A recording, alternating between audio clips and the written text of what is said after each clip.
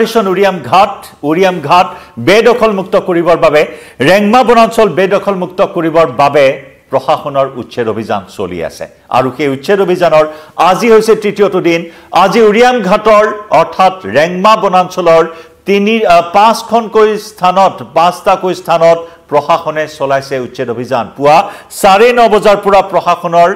আৰম্ভ হৈছে উচ্ছেদ অভিযান আজি প্ৰায় 8খনকৈ গাঁও বেদখল মুক্ত কৰাৰ লক্ষ্য লৈছে প্ৰশাসনে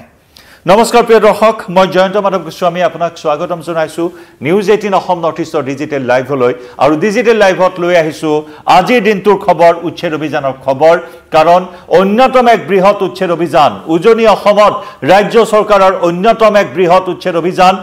যি উচ্ছেদ অভিযানে যথেষ্ট গুৰুত্ব বহন কৰিছে কাৰণ নামনি অসম বা চৰচাপৰি অঞ্চলৰ জনগাঁথনিয়ে নহয় উজনি অসমৰ জনগাঁথনিটো এটা বৃহৎ পৰিৱৰ্তন অনাৰ এক যেন কুঅভিসন্ধি আছিল ৰেংমা বনাঞ্চল বেদখল একাংশ সন্দেহযুক্ত নাগৰিকৰ এই ৰেংমা বনাঞ্চল বেদখলে যেন উজনি অসমৰ জনগাঁথনিও সম্পূৰ্ণৰূপে সলনি কৰি পেলোৱাৰ এক উপক্ৰম হৈছিল আৰু যথা সময়ত ৰাজ্য চৰকাৰৰ তৎপৰতাত এই উচ্ছেদ অভিযান হাতত লোৱা হৈছে হৰুপথাৰ সমজিলা আৰু বন বিভাগে যি জাননী জাৰি কৰিছিল উচ্ছেদ অভিযানৰ সেই জাননী লাভ কৰাৰ পিছতে থৰকাচুটি হেৰাইছিল একাংশ বেদখলকাৰীৰ একাংশই ঘৰ দুৱাৰ ভাঙি তালি টোপোলা বান্ধি কেনেদৰে নগাঁও মৰিগাঁও বিভিন্ন অংশলৈ বিভিন্ন স্থানলৈ পলায়ন কৰাৰ যি অভূতপূৰ্ব দৃশ্য আমি দেখিছিলোঁ সেয়া আমি ইতিমধ্যে আপোনালোকক দেখুৱাইছিলোঁ আৰু তাৰ পিছত এতিয়াও প্ৰায় 20ৰ পৰা 30% লোকে এতিয়াও তাত বসতি স্থাপন কৰি আছে এতিয়াও সেই স্থান ত্যাগ কৰা নাই গতিকে আজি তেনেকুৱা 5টাকৈ স্থানত উচ্ছেদ অভিযান আৰম্ভ কৰিছে বন বিভাগে পুৱা 9:30 বজাৰ পৰা আজি তৃতীয় দিনৰ অপাৰেশন উৰিয়াম ঘাট আৰম্ভ কৰিছে ব্যাপক সমৰ সজ্জাৰে আৰক্ষী অৰ্ধসামৰিক বাহিনীৰে নিৰাপত্তা ব্যৱস্থা কটকটীয়া কৰি পুৱা 9:30 বজাৰ পৰা আৰম্ভ কৰিছে উচ্ছেদ অভিযান আজিও শতাধিক ঘৰ ভাঙি পেলোৱাৰ পৰিকল্পনা গ্ৰহণ কৰিছে লক্ষ্য লৈছে বন বিভাগে তথা প্ৰশাসনে আজি উচ্ছেদ চলিব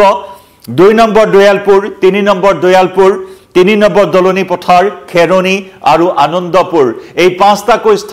5টাকৈ স্থানত থকা 8খনকৈ গাঁও আজি মুক্ত কৰাৰ পৰিকল্পনা গ্ৰহণ কৰিছে লক্ষ্য নিৰ্ধাৰণ কৰিছে প্ৰশাসনে কেইবাখনো গাঁও কেইবাখনো নগৰ স্থাপন কৰিছিল বেদখলকাৰীসকলে বছৰ ধৰি তাত ৰেংমা বনাঞ্চল বেদখল কৰি হাজাৰ বেদখলকাৰীয়ে গাঁও পাতিছিল বিশাল সাম্ৰাজ্য বিস্তাৰ কৰিছিল আৰু এই আগ্ৰাসন এনেদৰে বৃদ্ধি পাইছিল যে তাত তামোলৰ বাৰী তাত নেমুৰ বাগান কলৰ বাগান তাত বিভিন্ন ধৰণৰ খেতি কৰি পাচলি খেতি কৰি এক ব্যৱসায়িক ঘাটিলৈ পৰিণত কৰিছিল ৰেংমা বনাঞ্চল যি ৰেংমা বনাঞ্চলত উৎপাদিত পাচলিয়ে সমগ্ৰ উজনি অসমৰ বজাৰ দখল কৰিছিল গতিকে সেই সকল সন্দেহযুক্ত নাগৰিকৰ আগ্ৰাসন ৰোধ কৰাৰ বাবে ৰাজ্য চৰকাৰ বদ্ধপৰিকৰ হৈছে ৰাজ্য চৰকাৰে এই বিষয়টো গুৰুত্ব সহকাৰে লৈছে মুখ্যমন্ত্ৰী ডক্টৰ হিমন্ত বিশ্ব শৰ্মাই ভিডিঅ' মুকলি কৰিছিল এক সংবাদ মেলত গোৱালপাৰাৰ পাইকান সংৰক্ষিত বনাঞ্চল বেদখল মুক্ত কৰাৰ পিছতে মুখ্যমন্ত্ৰী গৰাকীয়ে সংবাদ মেল পাতি সদৰি কৰিছিল যে কিমান প্ৰয়োজনীয়তা আহি পৰিছে বৰ্তমান খিলঞ্জীয়াৰ অস্তিত্ব ৰক্ষাৰ স্বাৰ্থত এই উচ্ছেদ অভিযান কিমান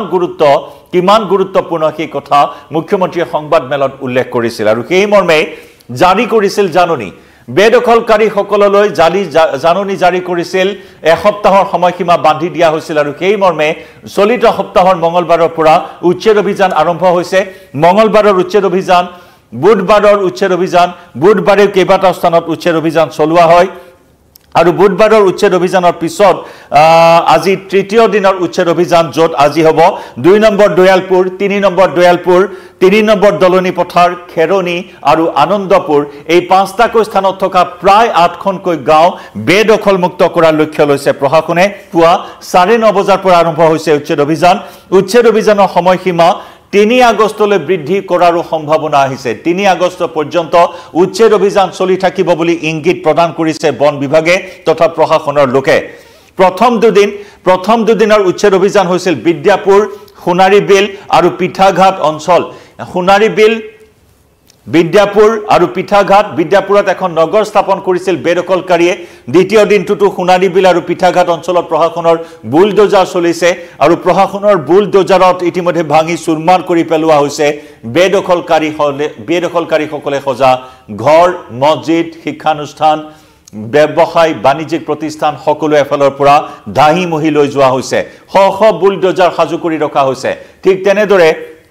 প্ৰথম দুটা দিনৰ উচ্ছেদ অভিযানৰ দৰে আজি তৃতীয় দিনৰ উচ্ছেদ অভিযানতো এনেদৰে শ শ বুলডোজাৰেৰে ইতিমধ্যে উচ্ছেদ অভিযান আৰম্ভ কৰিছে প্ৰশাসনে য'ত নেকি ৰেংমা বনাঞ্চলত অবৈধভাৱে বসতি কৰা প্ৰায় 11,000 বিঘা ভূমি বেদখলমুক্ত কৰাৰ লক্ষ্য লৈছে চৰকাৰ প্ৰশাসনে 11,000 বেদখলীকৃত ভূমি ৰেংমা বনাঞ্চল গোগ্ৰাসে গিলিছে এই সকল সন্দেহযুক্ত নাগৰিকে তাত নগৰ পাতিছে তাত গাঁও পাতিছে তাত খেতি বাতি কৰি সমগ্ৰ ৰেংমা বনাঞ্চল বেদখল কৰিছে আৰু সেই বৃহত্তৰ ভূমি বৃহত্তৰ এলেকাৰ যি ভূমি সেই ভূখণ্ড মুক্ত কৰাটো অত্যন্ত প্ৰয়োজনীয় আৰু যাৰ বাবে ৰাজ্য চৰকাৰে মঙ্গলবাৰৰ পৰা আৰম্ভ কৰিছে এই উচ্ছেদ অভিযান আমি ইতিমধ্যে উল্লেখ কৰিছো যে উচ্ছেদস্থলীত বিভিন্ন জিলাৰ পৰা অনা হৈছে 2 সহস্ৰাধিক আৰক্ষী নিৰাপত্তাৰক্ষী অৰ্ধসামৰিক বাহিনী লগতে 5 শতাধিক বন সুৰক্ষা কৰ্মী মোতায়েন কৰা হৈছে ব্যাপক সমৰ সজ্জাৰে মঙ্গলবাৰৰ পৰা এই উচ্ছেদ অভিযান চলি আছে অসম নাগালেণ্ড সীমান্তৰ ৰেংমা বনাঞ্চলত সন্দেহযুক্ত নাগৰিকে গঢ়ি তোলা 12খনকৈ গাঁৱৰ 2648টা ঘৰ উচ্ছেদৰ লক্ষ্য লৈছে প্ৰশাসনে এখন দুখন গাঁও নহয় 12খনকৈ গাঁও স্থাপন কৰিছিল ৰেংমা সংৰক্ষিত বনাঞ্চলত 12খনকৈ গাঁও স্থাপন কৰিছিল হাজাৰ হাজাৰ বেদখলকাৰীয়ে প্ৰথমে দুই এটা পৰিয়াল আজিৰ পৰা 30-40 বছৰ পূৰ্বে সেই স্থানলৈ গৈছিল দুই এটা পৰিয়াল কিন্তু ভোটৰ সময়ত তেওঁলোকে নগাঁওলৈ আহে তেওঁলোকে মৰিগাঁওলৈ আহে সেই সকল বেদখলকাৰীয়ে নিজ মুখেই আমাৰ সাংবাদিকৰ সন্মুখত সেইসমূহ কথা উল্লেখ কৰিছিল কাৰণ তেওঁলোকৰ ভোট হয় মৰিগাঁওত আছে নহয় নগাঁওত আছে গতিকে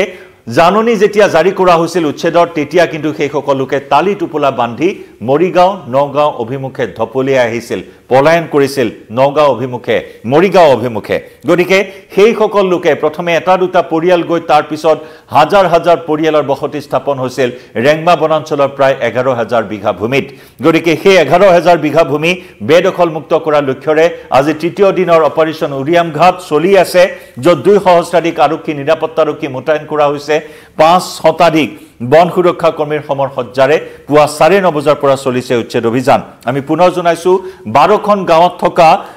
2648টা ঘৰ উচ্ছেদৰ লক্ষ্য লৈছে প্ৰশাসনে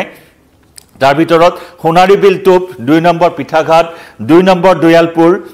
3 নম্বৰ দয়ালপুৰ দলনি পথাৰ খেৰবাৰী বিদ্যাপুৰ বজাৰ 2 নম্বৰ মধুপুৰ আনন্দপুৰ ৰজাপুখুৰী গেলাজানত উচ্ছেদ অভিযান সামৰি লোৱা হ'ব এই স্থানসমূহত এইসমূহ গাঁও স্থাপন কৰিছিল তাত উচ্ছেদ অভিযানত গোলাঘাট মেৰাপানী শিৱসাগৰ তিনিচুকীয়া আদিৰ পৰা অনা হৈছে এক্সেভেটৰ জেচিবি এই বিভিন্ন জিলাৰ পৰা অনা এক্সেভেটৰ জেচিবিৰ সহায়ত আজি তৃতীয় দিনৰ অভিযান আৰম্ভ কৰা হৈছে বছৰ বছৰ ধৰি সন্দেহজনক লোকে ৰেংমা বনাঞ্চলত বেদখল কৰি এই বসতি এই বিশাল সাম্ৰাজ্য গঢ়ি তুলিছে গতিকে মুখ্যমন্ত্ৰী গৰাকীয়ে কৈছে যে অবৈধ দখল কোনো পধ্যে সহ্য কৰা নহব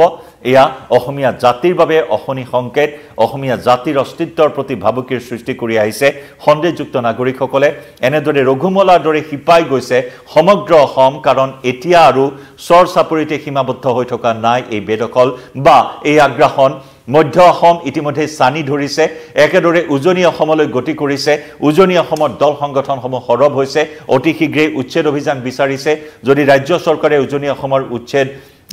যদি বেদখল উচ্ছেদ নকৰে তেতিয়া হলে দল সংগঠনে নিজাববীয়াকৈ উচ্ছেদ অভিযানত নামি পৰিব এনে ধৰণৰ সকিয়নি প্ৰদান কৰিছে একে সময়তে মিয়ালেণ্ডৰ প্ৰসংগ আহি পৰিছে মুঠৰ ওপৰত সমগ্ৰ বিষয়টোৱে এটা গভীৰ সংকটৰ দিশে গতি কৰিছে অসমীয়া জাতিৰ ভৱিষ্যত গতিকে এটা স্পৰ্শকাতৰ বিষয় গতিকে এই বিষয়টো ৰাজ্য চৰকাৰে গুৰুত্ব সহকাৰে লৈছে আৰু তাৰ সমান্তৰালকৈ ৰাজনীতিও চলি আছে এই বিষয়টোক লৈ মুঠৰ ওপৰত ৰাজ্য চৰকাৰ বদ্ধপৰিকৰ মুখ্যমন্ত্ৰী ডক্টৰ হিমন্ত বিশ্ব শৰ্মা ইতিমধ্যে স্পষ্ট কৰিছে আৰু প্ৰায় 20-25 বছৰৰ প্ৰয়োজন হ'ব সম্পূৰ্ণৰূপে অসমক বেদখল মুক্ত কৰিবলৈ 1,29,000 বিঘা ভূমি বৰ্তমান বেদখলকাৰীৰ কবলত আছে গতিকে সেই সকলো ভূমি বেদখল মুক্ত কৰা হ'ব পৰ্যায়ক্ৰমে আগবাঢ়িব যেটো স্থান ইতিমধ্যে হাতৰ পৰা ওলাই যাও হৈছে সেই স্থানসমূহক অগ্ৰাধিকাৰ দি এই উচ্ছেদ অভিযান চলাই থকা হৈছে অসমৰ বিভিন্ন প্ৰান্তত বৃহৎ উচ্ছেদ অভিযানৰ অংশ স্বৰূপে এই উচ্ছেদ অভিযান অন্যতম এক বৃহৎ উচ্ছেদ অভিযান এয়া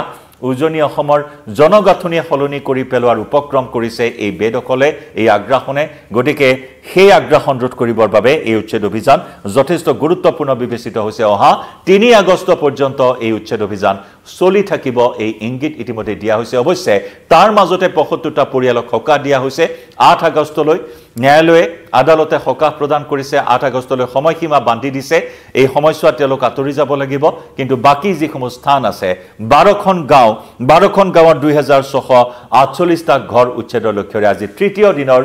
অপাৰেশ্যন উৰিয়াম ঘাট পুৱা ৯:৩০ বজাৰ পৰা আৰম্ভ হৈছে প্ৰিয় দৰ্শক এই উচ্ছেদ অভিযানক লৈ আপুনি কি ভাবে আজি তৃতীয় দিনৰ অভিযান সন্দৰ্ভত কি কয় বিভিন্ন দল সংগঠন ইতিমধ্যে এই বিষয়টোক লৈ যথেষ্ট সৰব হৈ আছে কাৰণ জনগাঁথনি সলনি কৰি পেলোৱা হৈছে এই বেদখলী কাৰ্যৰ জৰিয়তে কেৱল নামনি অসমে বা চৰচাপৰিতে সীমাবদ্ধ হৈ থকা নাই এই আগ্ৰাসন পুনৰ জনাইছো